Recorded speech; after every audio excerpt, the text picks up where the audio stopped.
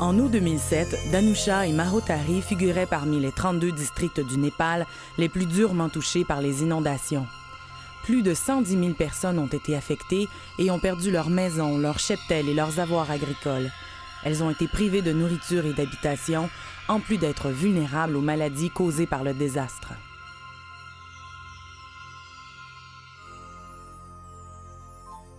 Heureusement, comme en a été témoin Locke Merville, porte-parole du CECI, ces gens ont été en mesure de surmonter ce désastre grâce aux efforts concertés et aux réunions de coordination avec le District Disaster Relief Committee, le District Public Health Office et la Croix-Rouge et d'autres intervenants semblables afin d'assurer une distribution rapide de denrées et d'articles non alimentaires aux victimes des inondations. Des milliers de personnes dans la région ont été déplacées et grandement touchées après les inondations.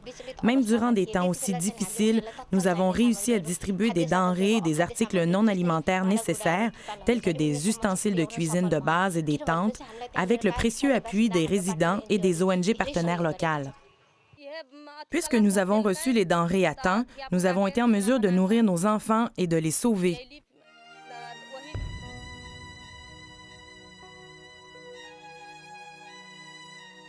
Afin d'éviter la confusion et la discrimination, les organisations non gouvernementales locales, avec l'appui du CECI, ont collaboré avec les communautés afin d'identifier les victimes et de cerner leurs besoins prioritaires.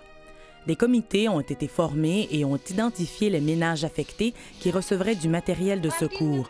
Par conséquent, des denrées de première nécessité telles que le riz, l'huile, le sel et les légumes, ainsi que des articles tels que des moustiquaires, des couvertures, des ustensiles de cuisine et des tentes ont été distribués à ceux qui en avaient le plus besoin.